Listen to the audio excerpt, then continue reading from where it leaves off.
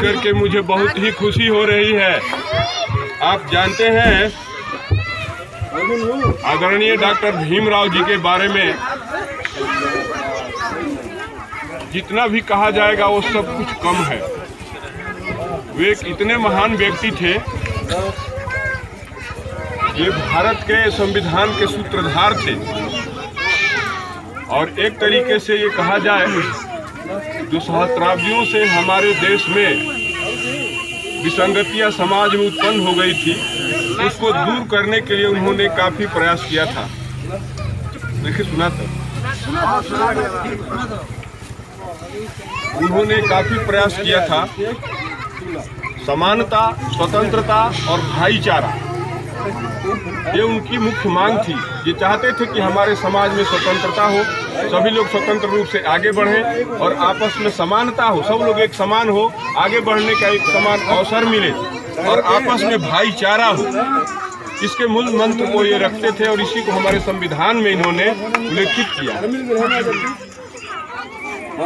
मित्रों, मैं आपसे यहाँ एक बात निवेदन ये करना चाहता हूँ कि आज आप लोगों के अंदर जो ये जोश है, आगे बढ़ने का जो ये जज्बा है, ये सब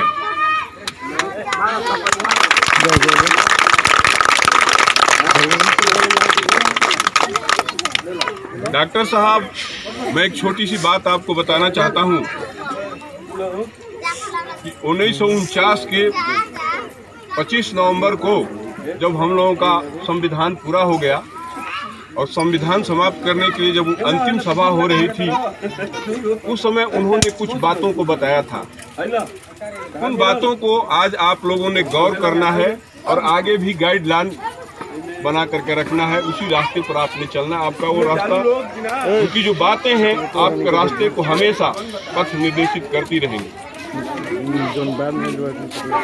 कुछ बातें जो उन्होंने बताई थी, उसमें से मैं आपको यहाँ दो का उल्लेख करता हूँ।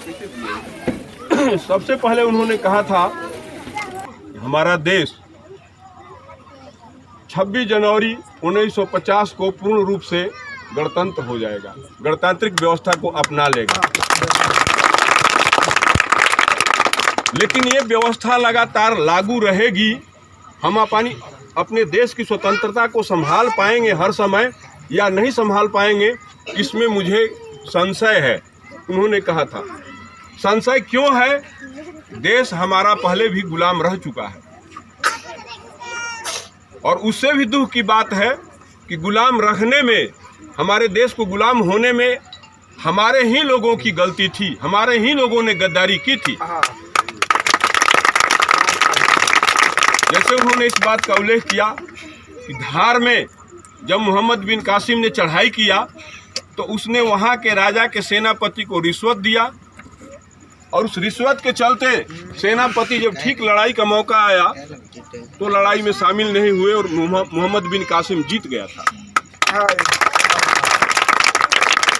दूसरा उन्होंने उदाहरण ये दिया, आप लोग भी जानते होंगे, जो बच्चे पढ़ते हैं वे, कि शिवाजी जब औरंगजेब के खिलाफ लड़ाई लड़ रहे थे भारत को आजाद कराने के लिए, उस समय कुछ हिंदू राजाओं ने ही औरंगजेब का साथ दिया था, जैसे कि जय सिंह वगैरह आज उनके सेनापति। अगली मिसाल उन्होंने ये दी कि एक जयचंद होते थे जिन्होंने पृथ्वीराज को हराने के लिए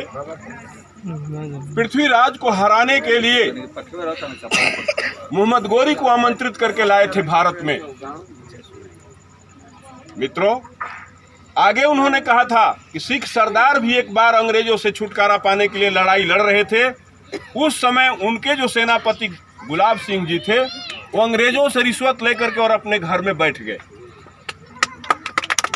और उस समय जब देश के लिए लड़ना चाहिए था, लड़े नहीं और हमारा देश फिर अंग्रेजों से हार गया। इन सारी बातों को देखने से हम लोगों को ये सीखना है कि जो सबसे बुरी बात हुई है हमारे देश को गुलाम बनाने में, यहीं के लोगों ने गद्दारी किया है हमारे साथ। जिसको बहुत ज़्यादा सुख चाहिए, जिनको बहुत ज़्यादा सुविधा चाहिए, वही लोग देश के गद्दार रहे हैं और आज वही लोग फिर नाना प्रकार से हम लोगों को गुमराह करके और हावी हो रहे हैं। जिस रास्ते को डॉक्टर भीमराव अंबेडकर जी ने दिखाया था जिस रास्ते को पंडित जवाहरलाल नेहरू जी ने दिखाया था, जिस रास्ते को गांधी जी ने दिखाया था, जिस रास्ते पर चलने के लिए दृढ़तापूर्वक आज लालू जी खड़े हैं, आज उसी रास्ते पर चलने के चलते, आप लोगों की मदद करने के चलते आज वो जेल में है। लालू जी को जेल में होने का कारण कोई दूसरा नहीं है। ये कोई समझ रहा है, उनके ऊपर लोग बोलते हैं कि उन्होंने चारा घोटाला किया और ये किया। आप एक बात बताइए, कोई मुख्यमंत्री ऐसा होता है, उसका पावर है कि अपने चेक पर हस्ताक्षर करके और पैसा निकाल ले? ये कभी नहीं होता है। ये दूसरे लोग कर रहे थे, दूसरे अफसरशाही में जो लोग थे वो जो भी कुछ कर रहे थे, लेकिन वे आपके साथ खड़े थे। आपको किस तरीके से आगे बढ़ाया जाए, सहस्त्राब्दियों से जो पीछे थे, जिनको कुर्सी पर बैठने का जगह नहीं मिल रहा था, जिनको स्कूल में जाने का जगह नहीं मिल रहा था, उनके लिए वो दृढ़ता से लड़ रहे थे।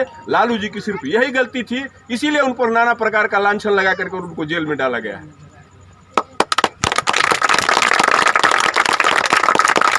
और आज आप इस बात को समझिए, आपने बिहार के चुनाव में देखा ही होगा, आपने किस हिम्मत के साथ लड़ाई लड़ी थी। आपने लड़ाई लड़ी थी और सब लोगों ने डिक्लेयर कर दिया, सारे प्रेस ने डिक्लेयर कर दिया था कि तेजस्वी जी मुख्यमंत्री बनने वाले हैं। लेकिन कम से कम 10-15 सीटों को हमारे ऐसे हराया गया, जानबूझ करके हराया गया। आप देख रहे थे, काउंटिंग में जो देख रहे थे, सुन रहे थे, उनको आपको पता होगा कि 12 बजे 1 बजे के बाद अचानक काउंटिंग धीमी हो गई और अमित शाह जी लगातार नीतीश कुमार जी से बात कर रहे थे, बात करके, और उन्होंने अपना जुगाड़ बिठा करके, जालसाजी करके, और हम लोगों को फिर जो जीती हुई हमारी बाजी थी उसको हरा दिया। आज हमारे तेजस्वी जी मुख्यमंत्री होते, लेकिन हमने साहस छोड़ना नहीं है। एक न एक दिन फिर आपके जो चाहते हैं, आपको जो चाहने वाले हैं, जो आपको आगे बढ़ाने के लिए दृढ़ता से लड़ने वाले हैं, वे अब आज नहीं तो कल सत्ता में आएंगे और फिर आपको आगे बढ़ने का मौका मिलेगा।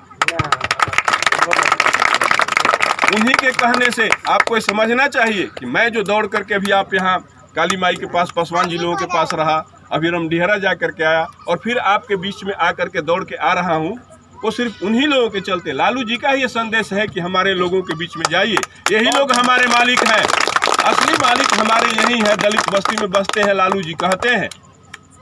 इस बात को आप लोग अपने ध्यान में रखिए और आगे बढ़ने का प्रयास कीजिए, मेहनत कीजिए। डॉक्टर साहब ने कहा ही था कि आप शिक्षा को अपनाइए, मेहनत कीजिए और आगे बढ़िए, भविष्य आपका है और हम लोग आपके साथ हैं। जो भी आपके जागरूक आदमी है आपके साथ हैं, राजद राष्ट्रीय जनता दल आपके साथ है, आपके सिर पर लालू जी का वरद हस्त है। आगे की लड़ाई में आप लोग वही सोच करके काम करें जिससे आपका भला हो, बच्चों का भविष्य अच्छा हो।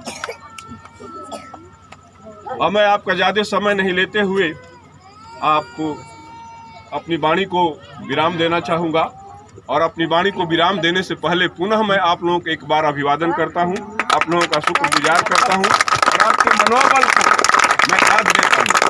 जय हिंद, जय भारत, जय भीमराव अंबेडकर, जय भीम, जय श्री कृष्ण, जय माता दी, जय भीम, जय भीम, जय भीम। ठीक है, बंद कदम क्या कहता है।